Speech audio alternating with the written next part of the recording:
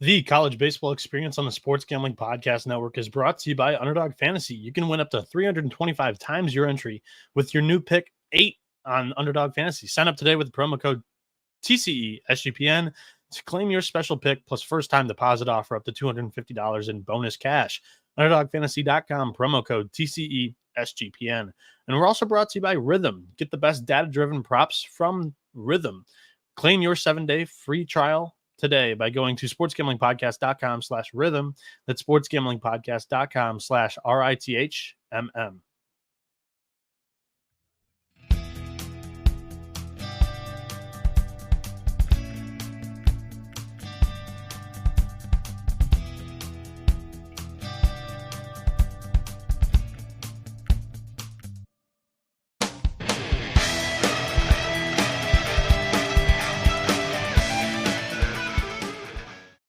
And welcome back to a brand new episode here of the College Baseball Experience. My name is Noah Bieniek, aka 77, hosting today's show. We're doing this specific show is going to be dedicated to futures in the Super Regionals later on tonight. After I do a radio hit, ironically, I will be back giving out just game one picks for Friday's games. There are 4 games Friday. It should be a 20 to 30 minute episode. So for those that are looking for just game one picks, that's a much shorter episode. Go over there and check that out. But for this episode, we're going to go through every single Super Regional in depth. I have not touched grass over the last 2 days working on this preview for the website, sportsgamblingpodcast.com. So I had just finished this prior to going live, like 10 minutes ago or so. So as I'm reading through this, I'm kind of proofreading it as well. And again, I wanted to get this one out like a couple hours in advance prior to game one picks for Friday.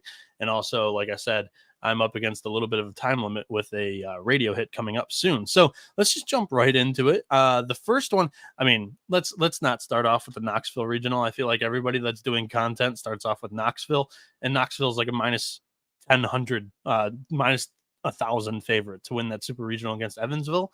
Let's go from the bottom up on the left side of the bracket. Let's go to Chapel Hill, the Chapel Hill Super Regional.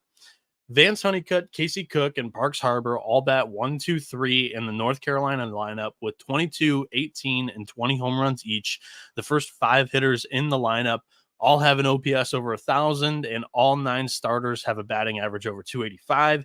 Gavin Gallagher was named the Chapel Thrill Regional's most outstanding player as he hit the walk-off grand slam against LIU in game 1 and came up with a big hit in game 7. Let's read off the odds before I continue too. So North Carolina's minus 280 to win the Chapel Hill Super Regional. West Virginia plus 210. And the series total for this thing, all of them are set at 2.5. Obviously, there's only 3 games max. So the Chapel Hill over 2.5 games here is minus 110. Under 2.5 is minus 120. Let's continue. North Carolina's pitching depth has been super impressive given the injuries to some of their top arms. The bullpen has been awesome this season with the 10th best bullpen ERA at 3.97. Matthew Mateus, Dalton Pence, and Matt Poston lead the Tar Heels in appearances from the pen, and all of them offer higher than 9 K/9s. Randy Mazey's pitching staff with West Virginia has excelled at just staying afloat, honestly, after some of the injuries that they endured during this season. The Mountaineers are 34th in runs against per game, allowing just 5.4. They rank 51st nationally with a 4.93 ERA, and they're 54th in strikeout percentage on the mound.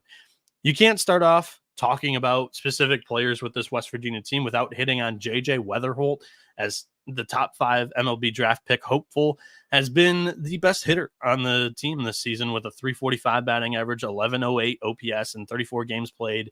He missed time with multiple hamstring injuries. Reed Chumley and Logan Sauve were both named to the Tucson All-Regional team. Both of them have stepped up wonderfully when JJ was missing games due to the hamstring injuries. Chumley is hitting 310 with a 1059 OPS on the year, while leading the team with 15 home runs, and Sauve has a 314 batting average. The Mountaineers lost their closer, David Hageman, but and he was their best swing and miss guy out of the pen. But Coach Mazey's still been able to mix and match pretty impressively, as there are 4 arms with over 28 innings pitched in that pen with a sub-5 ERA. So the matchups here, this is the most important thing to me when I'm looking at all these super regionals. In game 1, currently, I think it's going to be slated Derek Clark against Shea Sprague. Clark for West Virginia is a senior lefty, 8-1, 282 ERA, 83 strikeouts, 20 walks in 89.1 innings, 327 Sierra, 374 road ERA, 403 ERA in his last 4 starts.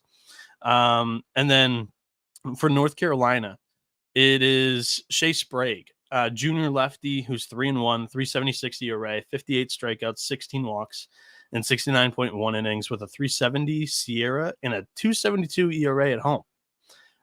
Game 2, I think it's Jason DeCaro and West Virginia's Tyler Switolski going against each other. DeCaro, freshman righty, 5-1, 408 ERA, 67 strikeouts, 38 walks, in 79.1 innings with a 450 Sierra. Neither the home ERA or the last couple of appearances really varied too much off of his 408 season-long ERA. Switolski, a junior lefty, is 5-2, 534 ERA, 54 strikeouts, 34 walks, and 60.2 innings with a 455 Sierra. And his last 5 appearances, it's a 256 ERA. And then in the, if necessary, game 3 of these two teams, it would be Aiden Major of West Virginia, right-handed junior, who's 5-4, 548 ERA, 76 strikeouts, 35 walks, and 62.2 innings with a 326 Sierra, 714 road ERA. And then for North Carolina, it would be Aiden Hoke, a junior right-hander who's 4-2, 453 ERA, 58 strikeouts, 24 walks, and 51.2 innings, 366 Sierra, 376 ERA at home, 812 ERA in his last 3 appearances. So here's how I'm. This is how I'm divvying it down, narrowing it all down. Even though Derek Clark has been tremendous for West Virginia, I just don't really love the matchup for him. Clark is a pitch-to-contact southpaw facing an elite Tar Heels offense that feasts off of left-handed pitching with a 1039 OPS. And then in game 2, UNC's throwing their best starter and Jason DeCaro, and they're also facing the left-hander Tyler Switolski. So I think DeCaro and that powerful lineup against another left-hander that lacks the elite swing and miss stuff, I think North Carolina is going to lock up the series in game 1 and 2. They'll get into that West Virginia pen and really test out just kind of how much it has back there, as they almost ran out of pitching in the 3 games in the Tucson regional, and the 3 games that they played were against the 2-seed Dallas Baptist, and then they played two games against the 4-seed Grand Canyon. Now you're going up against the 4th best team in the country in North Carolina. I just think that North Carolina is going to be able to close this thing out in 2 games. So the best bet here that I'll say, if you're going to bet this super regional, go with the -120 on the Chapel Hill Super Regional under 2.5 games. That's one way to get that North Carolina price without a ton of vig there. Let's check in on the YouTube chat. Thanks, Noah. Love the format, says Hasty. Brian Wyvret says Noah is him. West Virginia is keeping the dream alive for Mailman Mike 3. Yeah, I mean, one last hurrah for Randy Mazey, right? Going out, hopefully on a high note. Hopefully they take him to Omaha. That would be outstanding. And yeah, Hasty saying the 1039 OPS for lefties is yikes. Real quick before we continue, the Hockey Gambling Podcast guys are running a Stanley Cup contest with $100 cash prize and $100 gift card prize. Go to sportsgamblingpodcast.com/Stanley Cup to enter. And also, the College Baseball Experience is brought to you by Underdog Fantasy. The Pick 8 is now live for the NBA Finals. Create entries with up to 8 picks, and Underdog will automatically double flex the entries, so you can miss up to 2 picks and still win your entry. With more picks to make and extra ways to win, the excitement is higher than ever. And the best part is you can win up to 325x your original amount. You can now use specials and boosts on all the flexed entries as well. So sign up today with the promo code TCESGPN to claim your special pick plus first-time deposit offer up to $250 in bonus cash. UnderdogFantasy.com, promo code TCESGPN. Okay.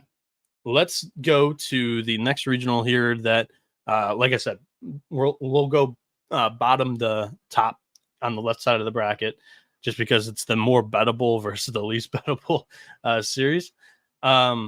Virginia and Kansas State in the Charlottesville Super Regional here. Virginia is minus 300, Kansas State's plus 220, and over 2.5 games in this series is minus 105. Under 2.5 is minus 125. I'm pulling all these odds currently from DraftKings, like live updated price. I encourage you guys to shop around. I'm just doing this so I can be quick in and out for the show to make sure that it's as short and compact and as easy to listen to as possible before that noon game on Friday, even though it's not really bettable for the series price with Tennessee, Evansville. So yeah, Charlottesville Super Regional. Let's jump into it. Virginia, they rank inside the top 15 of many impressive offensive categories for handicapping. They're second in batting average in the country with 337, fourth in OPS with 1,006, fourth in WRC plus with a 134, fifth in on base percentage with a 428, fourth in slugging with a 578, 12th in home runs with 114. That's just naming a few select offensive categories there. This lineup is so deep. 8 of the lineups regulars are batting over 300. All of them have double-digit doubles, and Harrison Didowick leads the Who's with 23 dingers. Henry Ford has 17. Jacob Ferentz has 17 too, and Casey Sauke has 13. The bullpen could use some work. It has a 6.03 weekend bullpen ERA, but it didn't bite them in the regionals when they played 3 games, 2 of them against Mississippi State, 1 against Penn. All 3 of them were super close. So if it didn't bite them in regionals, the lack of pitching, it's been Virginia's Achilles heel all season long.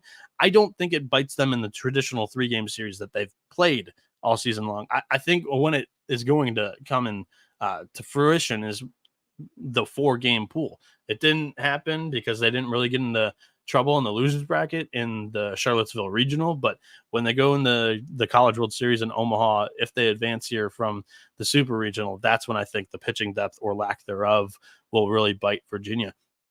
Kansas State doesn't really excel at too much in very important handicapping categories compared to the landscape of D1. However, this team controls the strike zone pretty well. On the mound, the Wildcats have the 24th best strikeout to walk ratio and the 26th best strikeout percentage.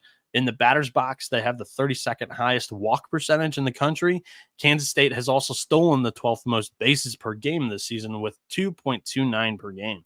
Kalen Culpepper hit for the cycle in Game 1 of the Fayetteville Regional against Louisiana Tech. He went 7 for 12, which was a 583 batting average over the weekend. He had 2 home runs, 7 RBI, and he was named the Fayetteville Regional's most outstanding player. Culpepper leads the team with a 998 OPS, 329 average, and 11 homers. The highly touted 2024 MLB draft prospect also has 17 swipes on the year. The big name in the arm barn here is Tyson Neighbors. He entered the season with the label of the number 1 reliever in the 2024 MLB draft class, but that hype has been stymied a little bit here with the mid-season injury. But he's come back and he's looked okay. He hasn't been back to that same form. He has a 3.93 ERA on the year with 60 strikeouts in 36.2 innings. Let's jump into the matchups here, game by game. Kansas State so they've announced this, by the way, too. They are starting Owen Barema in Game 1, Jackson Wentworth in Game 2. Virginia has announced that they're starting Evan Blanco in Game 1. So Barema, a grad lefty for the Cats. He's 6-3, 5.07 ERA, 105 strikeouts, 45 walks, and 92.1 innings, 358 Sierra, 681 ERA on the road. So rough there, almost 2 runs worse on the road. Evan Blanco, a sophomore lefty, is 7-3 with a 357 ERA, 86 strikeouts, 24 walks, and 85.2 innings with a 340 Sierra, a 281 ERA at home, and a 109 ERA in his last 4 starts. This guy's peaking at the correct time, whereas Barema, he struggles on the road. That's where I think it's going to bite him here. He didn't have a great start against Louisiana Tech, giving up, I think, 4 runs in 4 innings. So I think Virginia's really poised to win Game 1.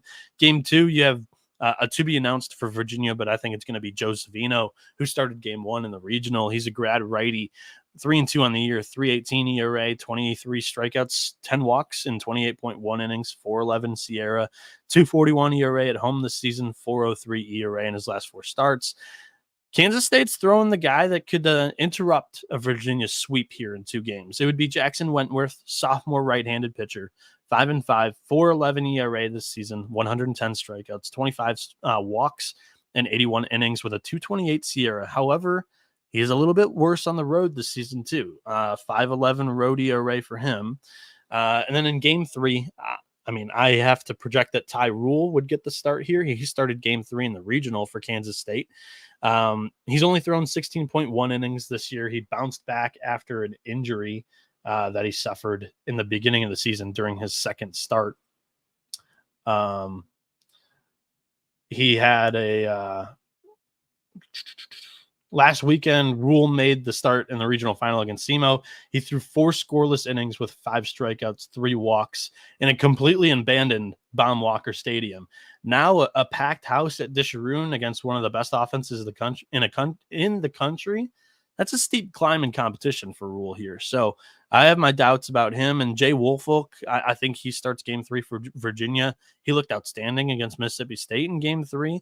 Hail State, an average offense in the D1 landscape. And, they have a couple of studs in that lineup. He began the season as their third starter, then struggled, lost that, he kind of lost the ability or lost the role, I should say. O'Connor moved him out of the starting rotation. He has a 6.15 ERA on the year, 3-1 with a 57 strikeouts, 35 walks, and 52.2 innings, 4.26 SIERA. However, since he's regained the confidence, or honestly, O'Connor probably never lost confidence in Woolfolk. He just knew he was probably going to use him later on when the moment got a little bit brighter. Imagine this as like an LSU's Thatcher Hurd from last year. Jay Woolfolk, he's got a 3.21 ERA in his last 3 appearances. He struggled all year long. He's really kind of figured something out here. So, like I said, Jackson Wentworth could interrupt a 2-game sweep of Virginia, but I feel really good about Virginia winning this series. So I think they take Game 1 with Evan Blanco starting and then Jay Woolfolk starting in Game 3. They look poised to win Game 1 and 3 on paper. You could take the much shorter price in the total games market, or take Virginia to win the series. Here's to hoping that Kansas State takes one of the first 2 games and Virginia wins Game 3. I'll go with the -105 Charlottesville Super Regional over 2.5 games as the best bet here. Now let's talk about the Tallahassee Super Regional. Florida State against UConn. And the over 2.5 games in this series is +115. The under 2.5 is -145. Florida State ranks 9th in batting average with a .313 team ratio, 12th with a 126 WRC plus, and 19th with 107 home runs. The lineup contains 7 hitters with batting averages over 295 and 7 dudes that have double-digit 2 baggers. The Noles are super deep and solid defensively with a .980 fielding percentage. FSU is 29-7 at home this season. And actually, I think that's wrong. I think they're 30-4 at Dick Hauser Stadium this season. So that's why I'm proofreading this to you guys during the show before we upload this to the website. James Tibbs III and Cam Smith are 2 2024 MLB draft prospects that will probably go inside the top half of the first round. However, Tibbs is going through his first sustained slump of the season. He has just recorded 1 hit in his last 17 at bats. Hitting is contagious, and also the lack of hitting is contagious. So hopefully that doesn't spread throughout the lineup. On the season, though, Tibbs has been there. He's supplied the most pop in the Seminoles lineup with a .362 average, 1267 OPS, 25 home runs, 84 RBI, and 67 runs scored. Cam Smith has a team-leading .396 batting average and 77 runs scored with a 1172 OPS, 54 RBI, and 16 home runs. The top 4 bullpen arms all have sub-5 ERAs for Florida State. Brennan Oxford is the leverage guy for the Noles with his .290 ERA and 64 strikeouts in 49.2 innings. UConn ranks 49th in runs per game against them, only allowing 5.7 per game. And they have a .501 team ERA, which ranks 51st in the country. They're also a top 30 team in strikeout percentage and strikeout to walk ratio on the mound. And UConn has the nation's 25th best fielding percentage as well. So they're going to throw strikes and they're playing good defense. Corey Morton was named the Norman Regional's most outstanding player, going 9 for 16 over the weekend with a 563 batting average, 6 RBI, a home run, and 3 runs scored with a stolen bag in the regional final. Morton leads the team with a 335 batting average on the season, and he has a 977 OPS. Luke Broadhurst supplies the power for the Huskies, leading the team with 14 home runs. The UConn bullpen has a power duo of Brady Afton and Brady Quinn. Afton leads the team with 8 saves and a 2.08 ERA. Quinn has 64 strikeouts, 20 walks with a 3.40 ERA. Let's jump into the matchups here. For UConn, Ian Cook, I think, starts game 1. He's a junior righty. 5-1, 4.25 ERA, 85 strikeouts, 25 walks, and 65.2 innings with a 2.60 Sierra, 2.90 ERA in his last 5 starts. However, on the road, it's a 7.12 ERA. Florida State is going to start Carson Dorsey in game 1, I think, again. He's a junior lefty, 6-4, 4.92 ERA, 75 strikeouts, 35 walks, and 64 innings, 3.55 Sierra. And at home, he's really excelled. Compared to that 4.92 ERA in the season, it's a 2.27 ERA at home. They could flip him with Jamie Arnold, who's been the ace all season. But right now, if they keep it the same, Arnold would be slated to start against UConn's best starting pitcher, Stephen Quigley. So Arnold, the sophomore lefty, going in game 2 here, he's 11-3 on the year, 2.45 ERA, 146 strikeouts, 22 walks, and 95.1 innings with a 1.64 Sierra. And then for UConn, it's TBA, but I think it's Stephen Quigley. He did throw like 150 pitches last weekend. He started game 2 and then came out of relief for the regional final on Monday. He's a graduate senior right-hander who's 6-3, 3.69 ERA, 84 strikeouts, 24 walks, and 97.2 innings with a 2.05 ERA in his last 4 starts. And then, if necessary, in game 3, it would be Garrett Coe, a senior lefty for UConn. He's 9-5 with a 4.70 ERA, 86 strikeouts, 39 walks, and 99.2 innings with a 4.69 Sierra, 5.77 ERA on the road, and a 12 ERA in his last 4 appearances. For Florida State, it would be Connor Whitaker, I think. He's a junior right-hander who's 4-0, 5.08 ERA, 40 strikeouts, 14 walks, and 51.1 innings. 3.70 Sierra, 3.94 home ERA. So this is another Seminoles pitcher that pitches better at home than on the road with a 3.40 ERA in his last 4 appearances. If these predicted matchups hold, Florida State would be favored to win all 3 games here in my book. The one game that would be the closest contest is game 2 with Stephen Quigley for UConn going up against Florida State's Jamie Arnold. If Florida State's able to hit for Jamie Arnold like they haven't been in the past, that one's probably a little bit more wider spread out when it comes to true percentage of win probability. However, I think UConn's probably more live to win that one than in all the other possible matchups. As for the series, Florida State should take care of business with their 30-4 record here at Dick Howser Stadium. UConn's staff has struggled away from home. Florida State's excels at home. This is just a Florida State series. And personally, I think my best bet here would be an under in game 2. The Knoxville Super Regional features 5 regulars from Tennessee's lineup that are batting over 310 with an OPS over 1060. 4 of the 5 players could all possibly be drafted in the first round of this year's MLB draft. Let's talk about the odds real quick before I go any deeper. In the Knoxville Regional, Tennessee is minus 1,400, Evansville's plus 800, and over 2.5 games here is plus 235, under 2.5 is minus 300. So Christian Moore won the SEC regular season Triple Crown. He has a 378 average on the season, 1229 OPS, 29 home runs. The Robin to Moore's Batman is Blake Burke, a power hitting, sweet swinging lefty with a 364 average, 17 home runs, 24 doubles, 1115 OPS. The other 2 first-round draft candidates are Billy Amick and Kavares Tears. And last but not least, from that group of 5 guys that are averaging over 310 batting average, OPS over 1060, is Dylan Dreiling. He was named the Knoxville Regional's most outstanding player as he went 7 for 13 with 2 home runs, 5 runs scored, and 3 RBI. Tennessee's top 5 most used relievers in the pen have all thrown at least 20 innings this season. They all have sub-4 ERAs. It's elite, top-notch, can't be matched. Aaron Combs is the nastiest out of the pen. Kirby Cannell is the most experienced. Whereas the Purple Aces, their offense is legit. They rank inside the top 50 in multiple important offensive categories. The lineup contains 6 hitters with batting averages over 285.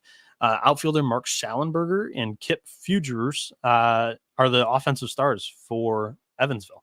Schallenberger's hitting 390 with a 1247 OPS and 17 dingers, while Fugers is hitting 350 with an 1112 OPS and leads Evansville with 21 bombs. On paper, the bullpen looks rough for the so-called aces. Their 4 most used arms out of the pen are all stamped with ERAs over 610. So I wouldn't expect much from this group in the back end. So even if some of the starting pitching is able to keep them in games, I think Tennessee is going to be able to, jump on the pen in the late innings.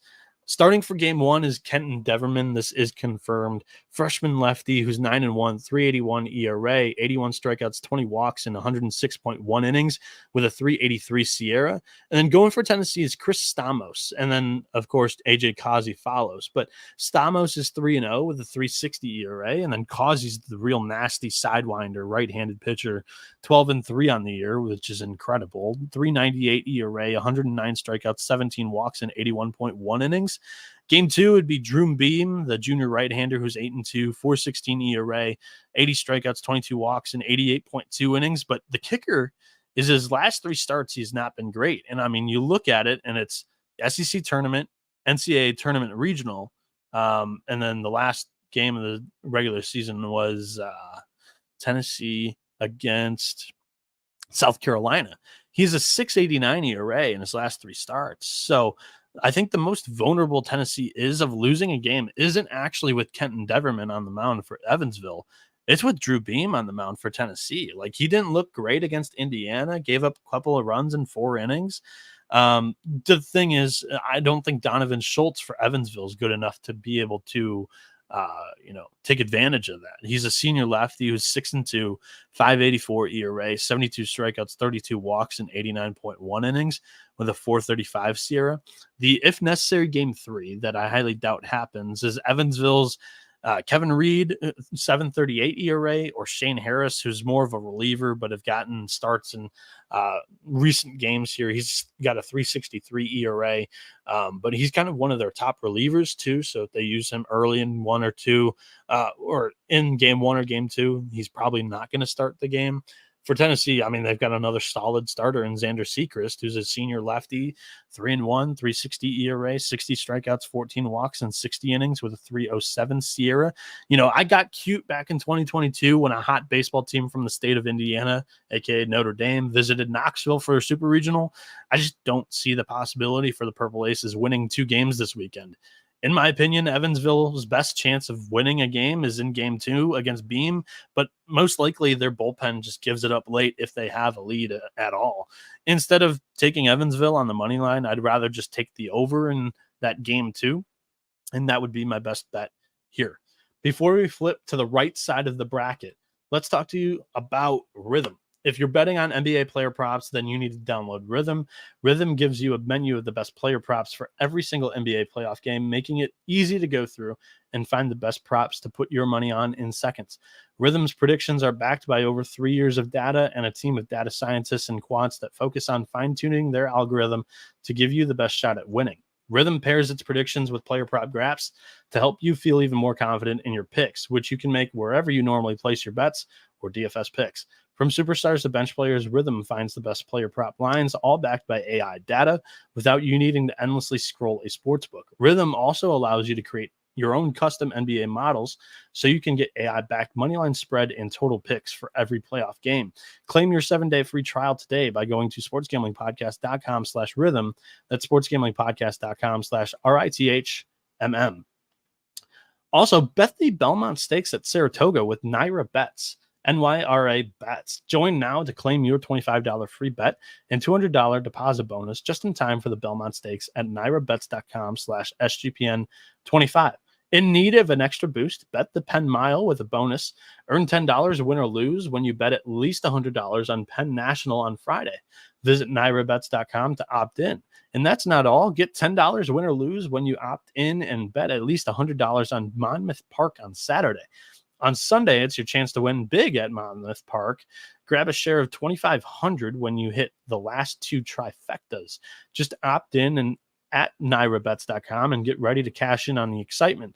The winning streak continues when you can score another $20 win or lose when you bet at least $100 on Asanobia Downs on Monday.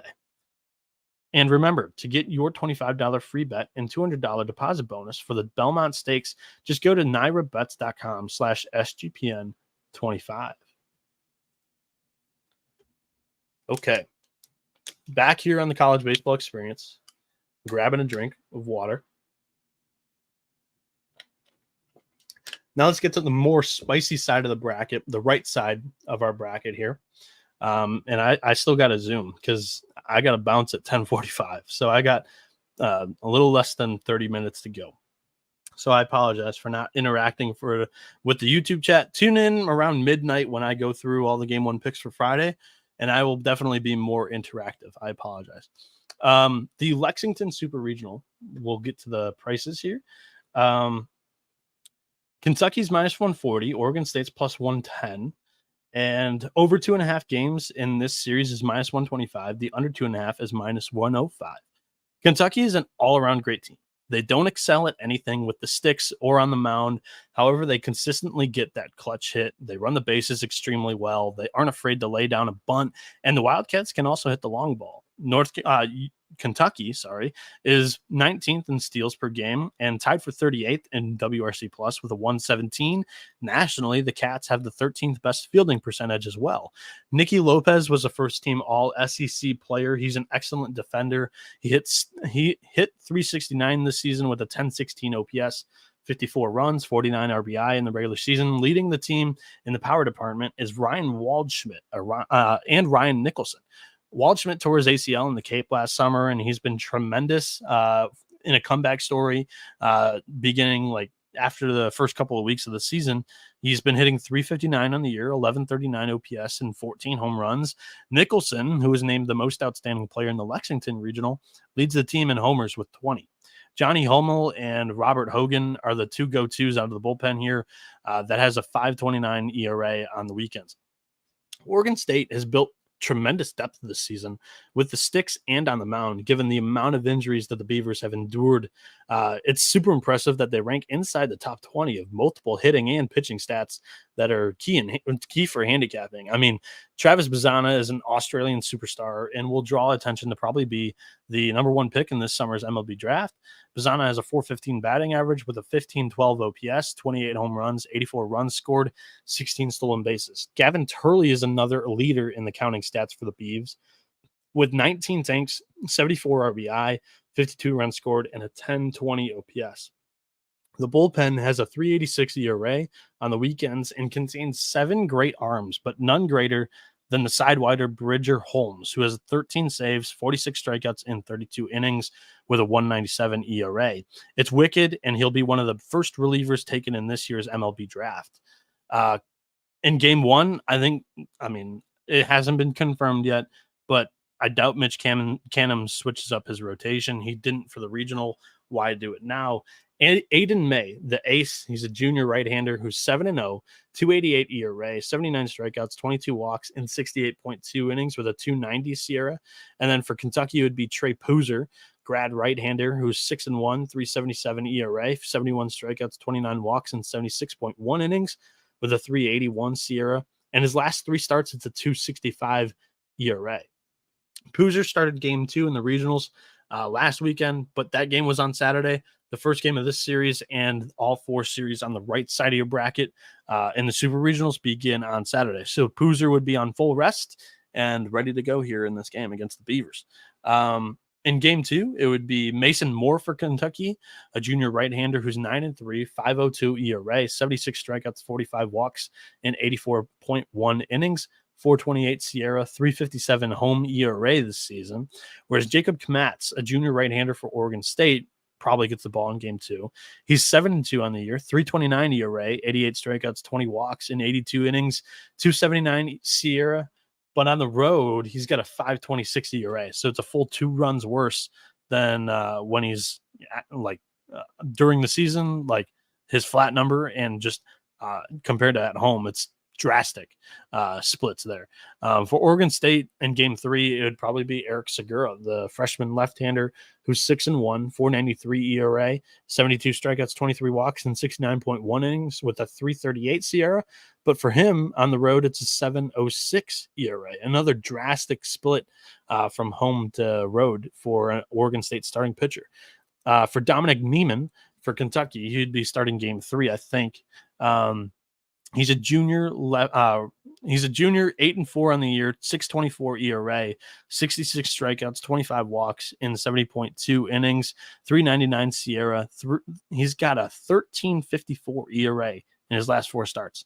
He started against Western Michigan last weekend in the regional on Friday, but kind of cracked late in his appearance there, and he just hasn't looked great at all down the stretch here, both in SEC play and his last 4 starts that I've included in the sample size. Both are like terrible. So I think Niemann goes in game 3. I wouldn't pitch him in game 2. Oregon State's just 9-10 away from home this season. A big reason for that is the pitching staff's home and away splits, like I mentioned. Aiden May gives the Beavers their best shot of winning a game, and that would be in game 1. But then Jacob Kmatz and the freshman Eric Segura give me some unease on the road. And Mason Moore has been electric for Kentucky in the postseason during his career. Moore has not allowed a single run in 20.1 NCAA tournament innings in his 2 years that he's appeared in the postseason. He has allowed just 10 hits and struck out 18. Here's how I map out this series. Oregon State wins game 1. Kentucky wins game 2. Game 3 is going to feature 2 starting pitchers that don't go very deep, and it's up to the bullpens. But because this series is being played at Kentucky Proud Park, where the Wildcats are 24-6 this season, and that cauldron's going to be boiling as Big Blue Nation's seeking their first appearance in Omaha, I think Kentucky gets it done in this series and they win. They've got a chance in game 1 with their best pitcher up against Aiden May. I just slightly give it to Oregon State. But if one big hit goes one way or the other, Kentucky could win that game and Mason Moore wins his game 2. Or in game 3, Kentucky is able to just outscore Oregon State in a matchup of what's remaining from the bullpens in that game. I think Kentucky's going to be able to find a way to win the series, even though on paper, like if you look at a bunch of different stats for the offenses, Oregon State's got the better one. You look at a bunch of stats for the pitching, Oregon State's got a better staff. But when you specifically dive into the matchups and where this game is being played, I think Kentucky's got the best shot to win this series. Let's jump into the Athens Super Regional, where Georgia is a -150 favorite to win the Super Regional. NC State's +120. Over 2.5 games here is -120. Under 2.5 is -110. Overall, the Georgia offense has a 138 WRC plus, which slots them second nationally. Up and down the lineup, this team can slug. It's a 594 slugging percentage, which put them third nationally. The Dogs have 145 home runs this season, which is also third in the country. That is saying something, considering Foley Field's deep left field fence at 350 feet. The Bulldogs are led by Charlie Condon, who's having one of the best offensive seasons in college baseball history. Earlier this season, Condon broke the BB Core home run record for home runs in a season with 36 through 57 games currently, and he's still racking them up.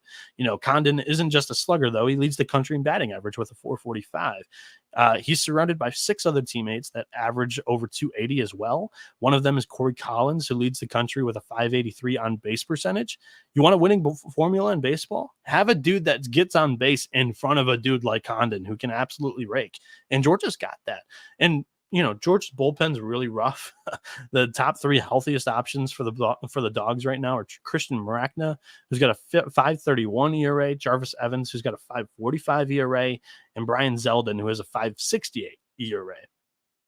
When the NC State Wolfpack are at the plate, they don't give you any freebies. This team is a top 30 in walk percentage and strikeout percentage at the plate. And then when NC State gets a mistake, they punish it. They have 83 home runs on the season, which puts them 66th in the country. Alec Makarevich and Garrett Pennington form a top-notch duo at the top of the order. AMAC leads the Wolfpack with a 379 batting average and 1178 OPS and 20 home runs. Pennington is trailing just behind with a 347 average, 1088 OPS, and 16 home runs. The bullpen has lost a couple of guys due to injury here, but over the last month, they've really done a nice job piecing it together. And honestly, it's been a big reason for the Wolfpack's late season surge. Georgia, I think they start Leighton Finley here as a sophomore right-handed pitcher. 5-1, 4.41 ERA, 71 strikeouts, 26 walks in 69.1 innings with a 3.62 SIERA. In his last 4 starts, it's a 1.09 ERA. Like, that's elite. And then NC State, I think they go with Sam Heifel, a graduate senior right-hander, who's 6-2, 5.35 ERA, 73 strikeouts, 38 walks in 74 innings, 4.50 SIERA, 9.30 ERA on the road. And in his last 5 starts, it's been rough. 6.37 ERA. So I think Georgia wins game 1. And when you look at game 2, Colton Smith possibly goes for Georgia. He's a sophomore right-handed pitcher, 9-2 with a 4.41 ERA, 99 strikeouts, 19 walks, and 65.1 innings, 180 SIERA, a 2.33 ERA at home, and his last 9 appearances, it's a 1.59 ERA. And you look at NC State's Dom Fritton, who's been starting game 2s for the back half of the year. He's a sophomore lefty, 3-5, 6.57 ERA, 67 strikeouts, 43 walks, and 68 innings with a 4.57 SIERA, an 8.28 road ERA. And in his last 4 starts, it's a 6.43 ERA. And then if it gets to a game that necessary game 3, which I don't think it does, but you look at Logan Whitaker, who's a senior right-handed pitcher. He's got an 8.01 ERA in his last 6 appearances, 7.52 road ERA on the season, and 6.23 ERA. You look at Zach Harris, who's probably starting for Georgia. It's a 2.92 ERA in his last 5 appearances. Like, Georgia has hot starting pitching right now with a loaded lineup and home field advantage against a poor road team. It almost seems too simple here. As NC State, I'm pulling it up here as I didn't include it in my article. NC State is 7-12 on the road this season. So, like, you look on paper and NC State just looks like a complete train wreck to me. I've called this team an enigma for the entire second half of the season because they continue to just win games, and I don't really know how. And a big part of it is because of the bullpen. However, the new thing that I discovered for the Wolfpack in favor of them this week, and it's my only explanation for Elliott Avens' squad that continues to just win games. The 11.7 coined hot cold hot theory only fits a few remaining teams. NC State this season kind of does. 11-2 start to the year. They suffered a cold spell in mid to late March until late April, going 10-14, and now the Wolfpack are on a 14-4 hot streak. So if they win this series, they might be the team of destiny. They may fulfill the 2021 revenge tour from when they got, locked out and shut out of the College World Series. But Georgia minus 150 to win this series. If you listen to me prior to the NCAA tournament beginning, you already have a Georgia ticket to go to Omaha. I feel really good about it. Let's talk about that Clemson Super Regional here. Clemson against Florida. They're hosting the Gators. And, Florida, the 3 seed that nobody wanted into the NCAA tournament because they could do some damage. I doubted my Gators, and they did damage. They win the Stillwater Regional against one of the teams that I had a future on to win the national championship. Clemson is minus 165 to win this regional, Super Regional. Florida is plus 135. The Clemson Super Regional total games is over 2.5 minus 120, under 2.5 minus 110. Clemson's a great all-around team, but I wouldn't say that they are really elite at anything. The thing about the Tigers that we all know is they have a tendency to fall behind early in games, and they have 25 come from behind victories. 8 of the 9 hitters in Clemson's lineup have a batting average over 300. The superstar is Cam Cannarella, and the way he's going right now, he'll hear his name called early in the 2025 MLB draft. Canarella has a 343 average with a 986 OPS, 10 home runs, 56 runs scored, 56 RBI, and all of that is coming with a currently bum left shoulder. He, hurt it early on in the year, and that injury doesn't quite recover fast. And it's also his dominant shoulder. So Blake Wright supplies the power in the 3-hole for the lineup with 21 home runs, a 333 average, and a 1018 OPS. 6 of the arms that are frequently getting the ball from Eric Bakich right now in that bullpen all have ERAs under 5. It's a super deep pitching staff. Whereas for Florida, power hitting and power pitching is the name of the game. Florida has 125 home runs in the season, which is the 6th most nationally. And on the mound, they're striking out just over 25% of the hitters they face, which is 18th most in the country. Jack Caglione is the dude for Florida. He leads the team both at the plate and on the mound. Being left off the Golden Spikes finalist list could amp him up even more this weekend. With the stick, Cags leads the team by far with a 410 batting average, 1373 OPS, and 31 home runs. Ashton Wilson broke out and won Stillwater's regional most outstanding player of the year. Most outstanding player in the Stillwater Regional. Over the weekend, Wilson went 9 for 21 with a homer, 6 RBI, and 5 runs scored. Florida still struggles with their pitching depth. That issue has been like ankle weights for them the entire season. But this past weekend, for the first time in quite a while, they won 3 straight games since the end of February. That was the first time that they won 3 straight games since the end of February in this past weekend. And a lot of it was due to, the midweek starting pitchers and just relievers that was causing them to, have that overall record hovering just around 500. So Brandon Neely had an 11 strikeout performance in 5.2 innings. He was a big piece for Florida in that second to last game in the regional against Oklahoma. So the Sunday night game against Oklahoma State. And he's kind of the leader out of the pen for the Gators. Let's dive into the matchups here. Game 1, Liam Peterson, freshman right-handed pitcher, 3-4, 561 ERA, 70 strikeouts, 32 walks, and 59.1 innings, 362 Sierra. But if you want to look at an example of growth throughout a season, look no further than Liam Peterson. In his last 5 appearances, it's 250 ERA. And then you look at Tristan Smith, who suffered an injury during the middle of the season. He's a 564 ERA since. I think Smith goes in game 1, to be quite honest. Like, they could throw Aiden Knock on full rest. Clemson could. But I think Eric Bakich goes with the experienced guy rather than a freshman in game 1 of the Super Regional. So I think Knock is more due to start in game 2. But he would be going up against Jack Caglione, and that's also, a tough matchup. As in game 2, Canuck, 5-1 with a 296 ERA, 103 strikeouts, 26 walks, and 79 innings.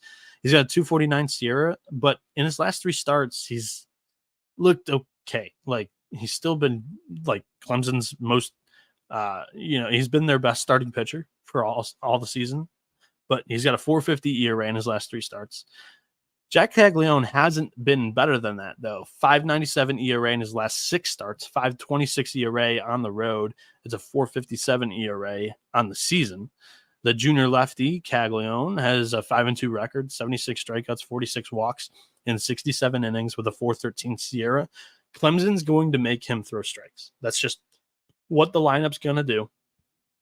Knowing Bakich. And if Caglione can't throw strikes, this is doomsday for Florida.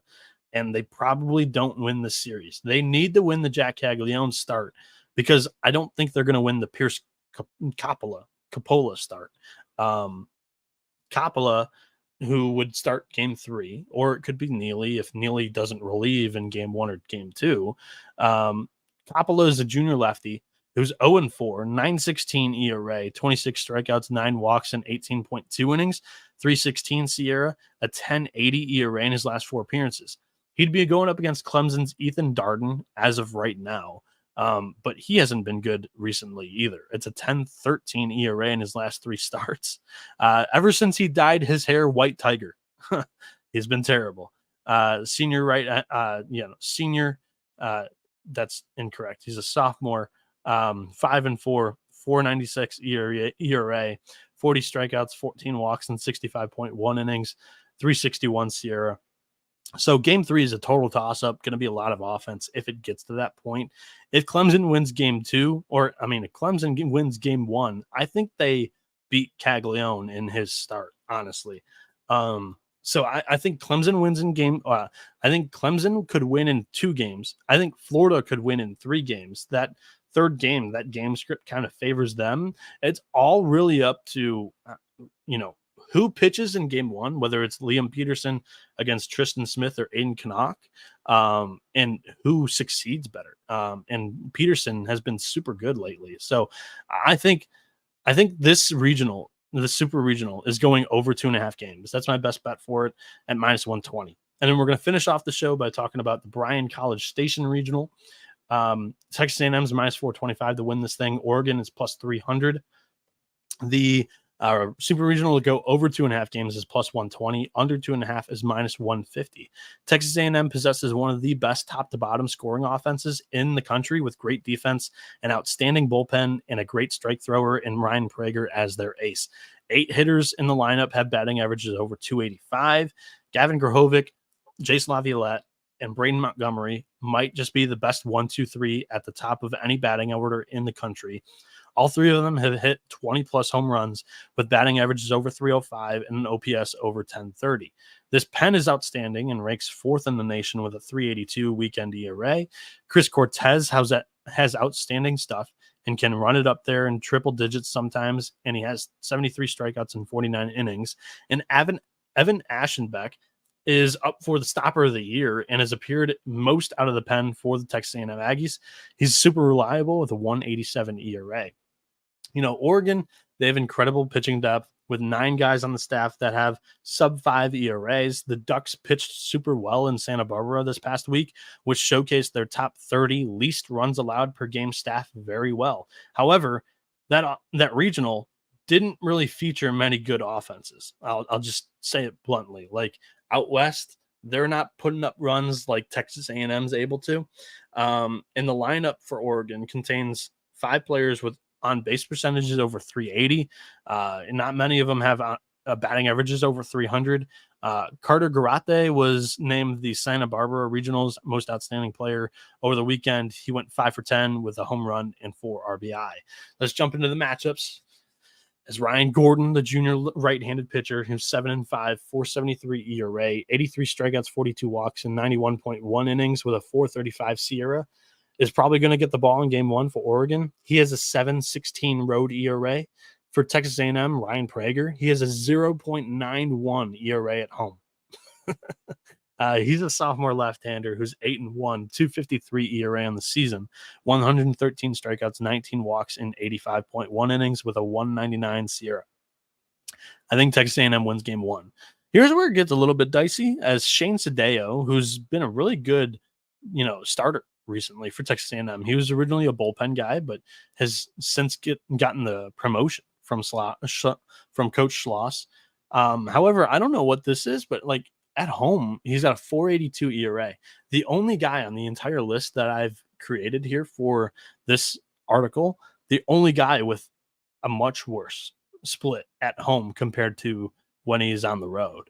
And Bluebell Park's a big park, so I don't really know the explanation for what that could be. But the sophomore lefty is 5-1, 261 ERA on the year, 55 strikeouts, 9 walks, and 48.1 innings with a 243 SIERA. Going for Oregon is Grayson Grinzel, I think. He started game 2 for them in their regional. He's a sophomore lefty, 7-2, 382 ERA, 97 strikeouts, 42 walks, and 75.1 innings with a 326 SIERA. On the road, though, it's a 675 ERA. So overall, I don't think he's going to be able to hold up enough for Oregon to be able to take advantage of a possible hole for Shane Sadeo and Texas A&M. So I think Texas A&M takes it in 2 here. Under 2.5 games for the Super Regional, -150. That would be my pick.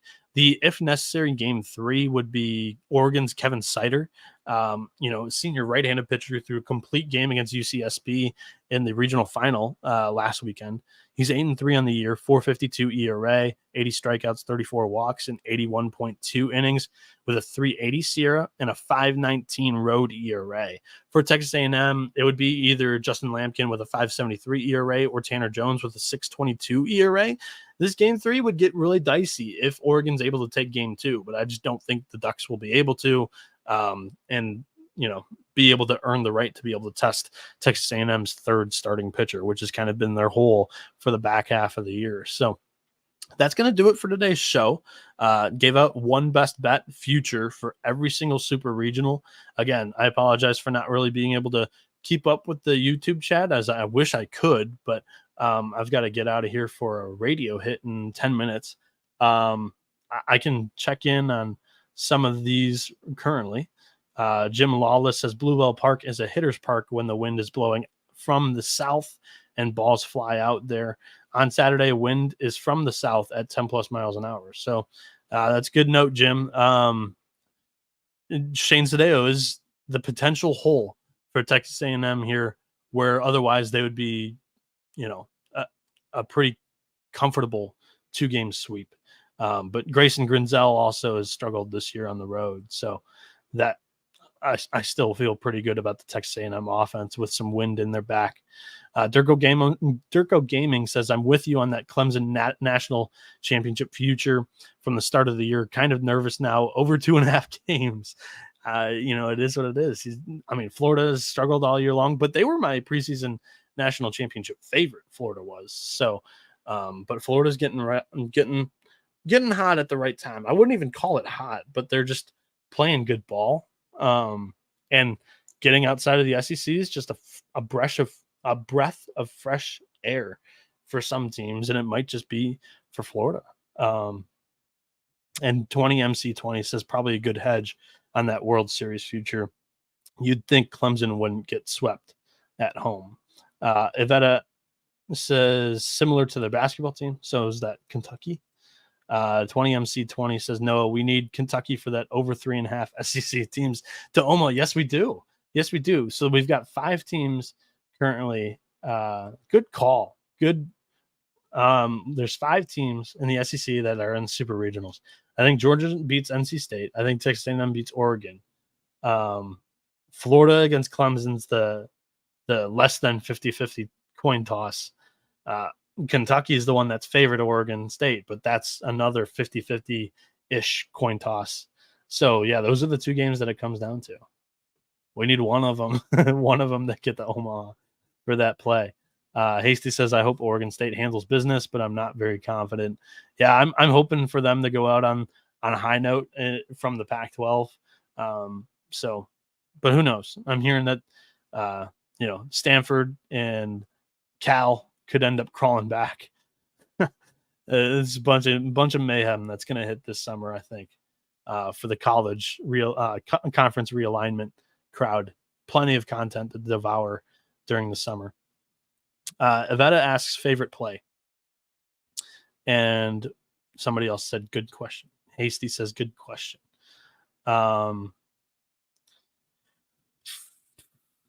Let's look. My favorite play. Oh, it's Georgia. NC State to me is a team that I can't make sense of how they've gotten this far.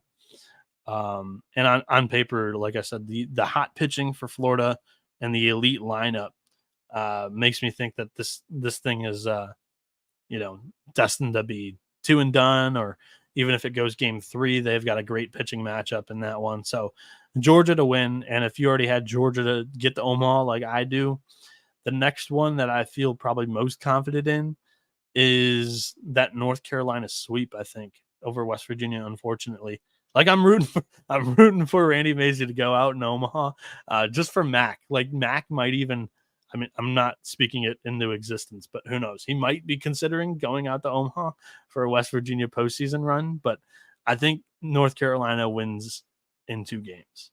So that's minus 120, under 2.5 games there. I like that pick a lot. So yeah, that is going to wrap it up. I think those are my two favorite picks here for the Super Regionals. That's going to wrap it up. Thank you all for tuning in live. I really appreciate it. And again, tonight, later on, after I do this radio hit, I'll be back for the 4 Friday games. I'll be handicapping those all separately from this show. That way it's a shorter, more condensed, easier to listen to show for those that don't want to listen to the futures first and they want to get maybe an angle on a total or a run line in Tennessee, Evansville. That game begins at noon, and I'll have, or actually it's UConn, Florida State at noon. I thought it was Evansville, Tennessee. Either way, I'll have a pick show out later on tonight, and we'll get this thing going. So thank you all for tuning in. You've been experiencing the better side of college baseball with the College Baseball Experience. Adios, amigos.